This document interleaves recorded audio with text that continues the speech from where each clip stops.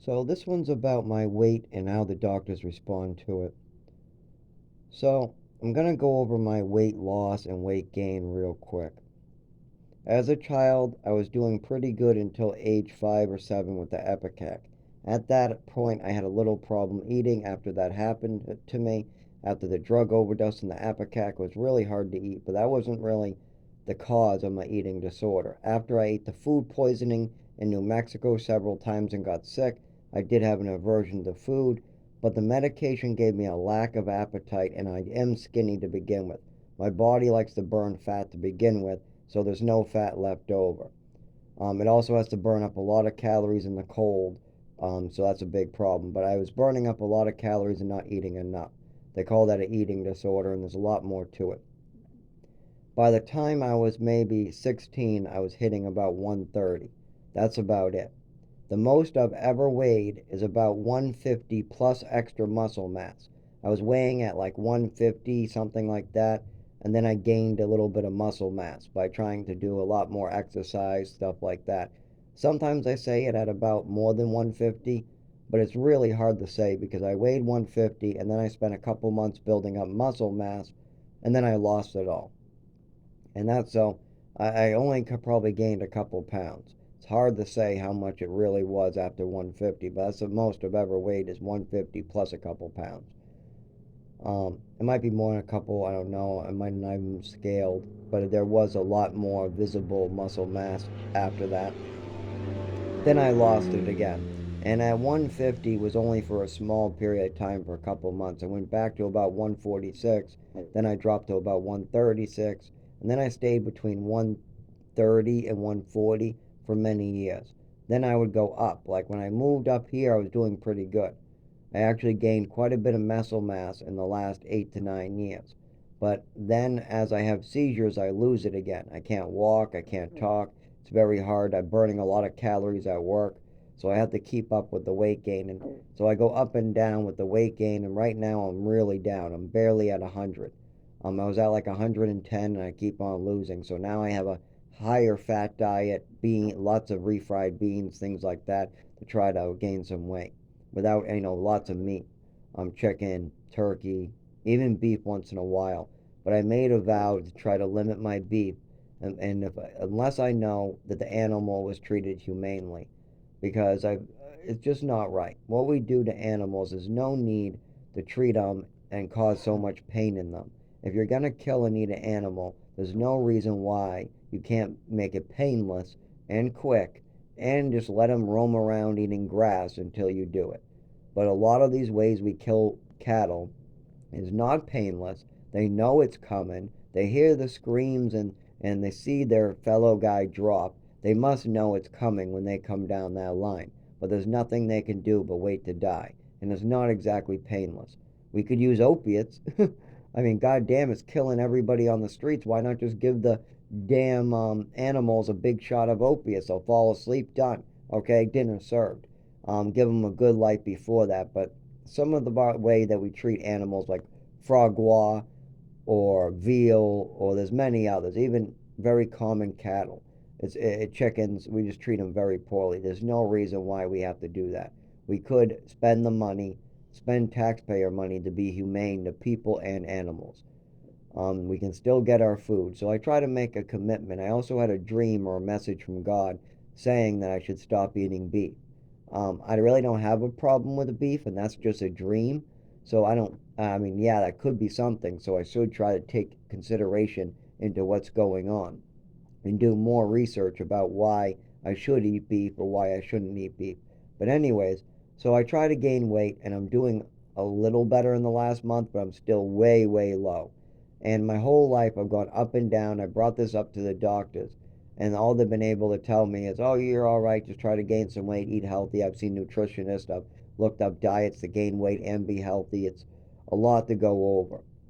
But no matter how much I eat, I don't gain very much. And if I exercise or do a lot of work, or if I have a seizure, my body burns up calories quicker than I can consume them. As well as if it's hard to talk, hard to walk, and hard to move my hands, you might not realize this, but if you have a seizure and you get disconnected from your body and you have to relearn how to use your arms, legs, mouth, nervous system, it's a little hard to feed yourself. You use a spoon, you drop the spoon. You try to put it in your mouth, and you get it on the side of your face. It's harder than you think to live with a disorder like this. When I have a full-blown seizure, or when it's active, very active, I have a little trouble eating. I do. I get the spoon and it shakes everywhere. I drop it, have to pick it back up. Damn it, now the knife's on the floor. Damn it, there's a spoon on the floor. Now I gotta mop that up and try again. It's a real pain in the ass to have this disorder. Especially I've had it for 25 years and it's just getting worse. Every year it gets worse and the seizures come closer together. And it's been going on since childhood. I've been asking for help for it for so long. And the red flags were everywhere. It's not like this was some surprise. No, there was shit going on that was very clear.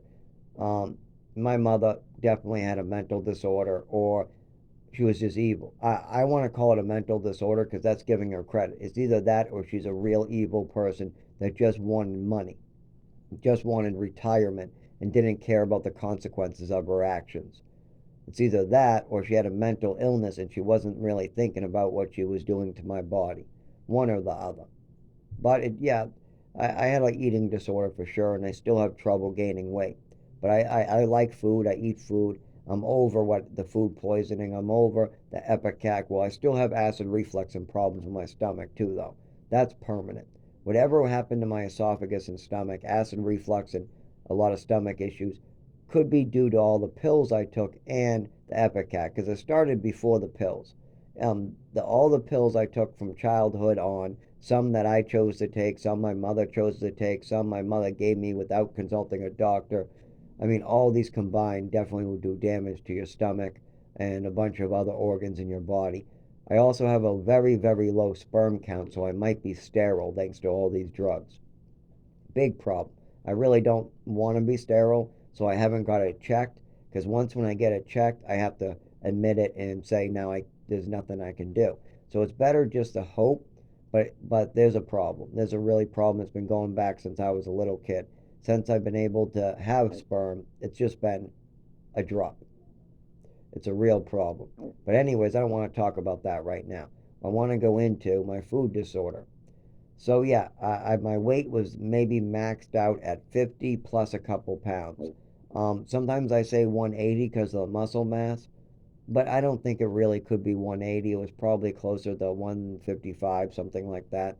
But it's really hard to say because I was gaining muscle mass all over my body, and I gained muscle mass pretty good, pretty quick.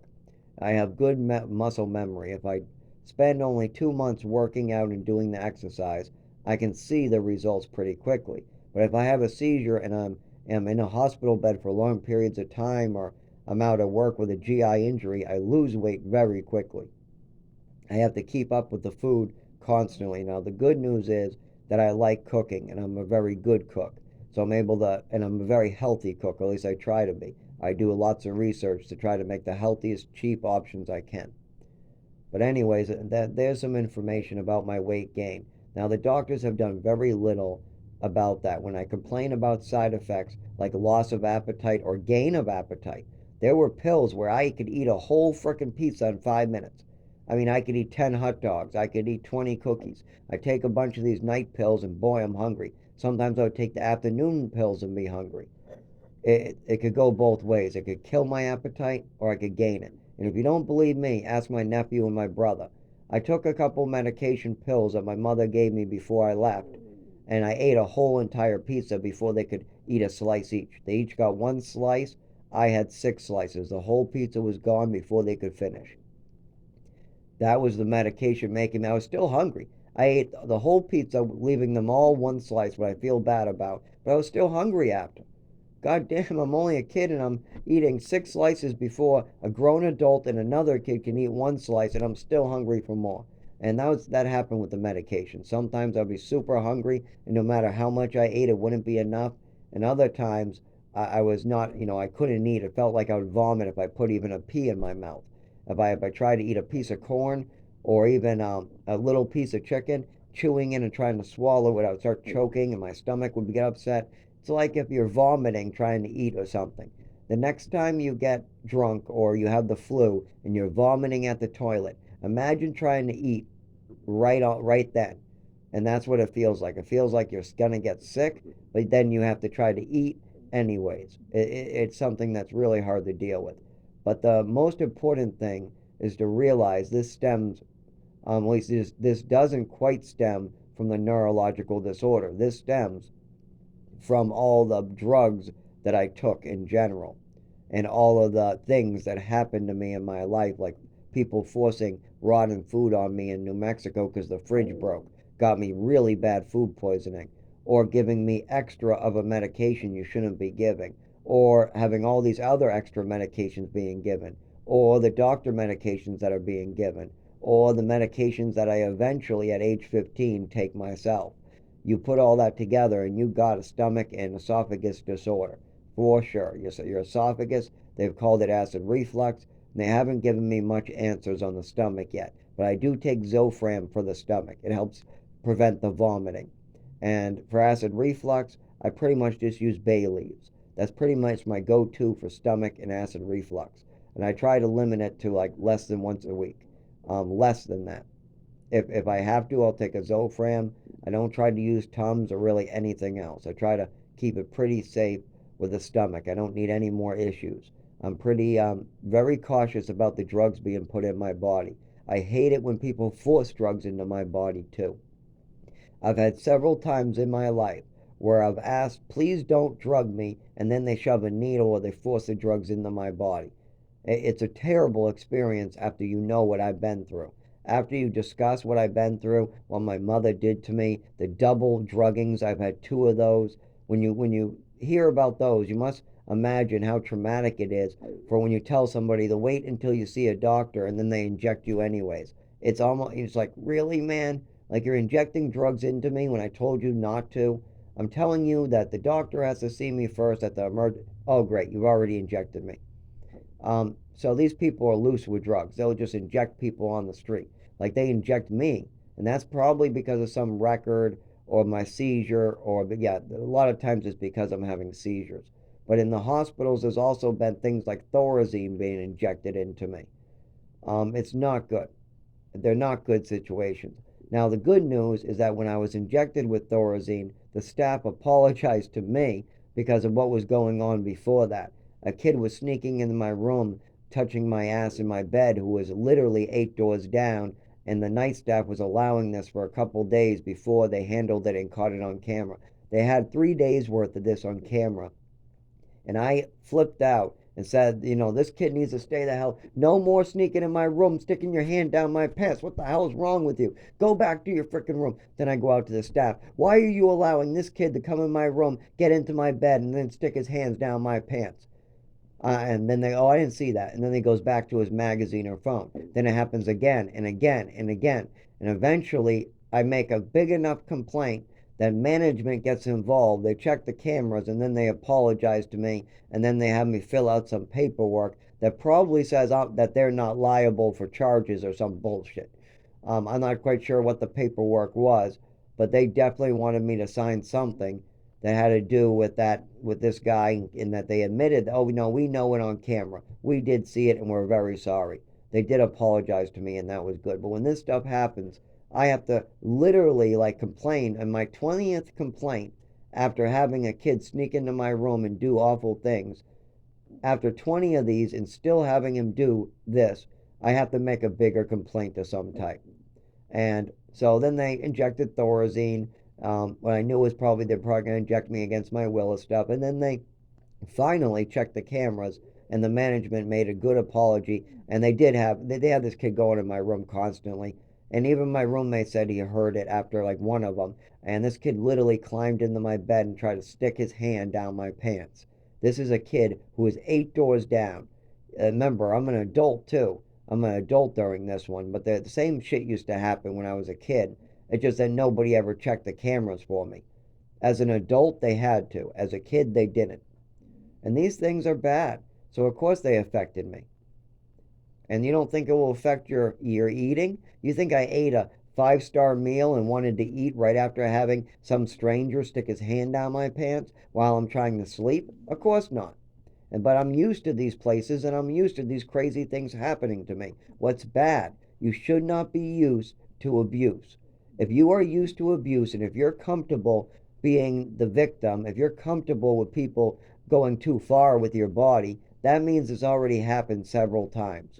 And it has for me. I'm at the point where having a kid stick his hand down my pants is just a conversation with a staff and him.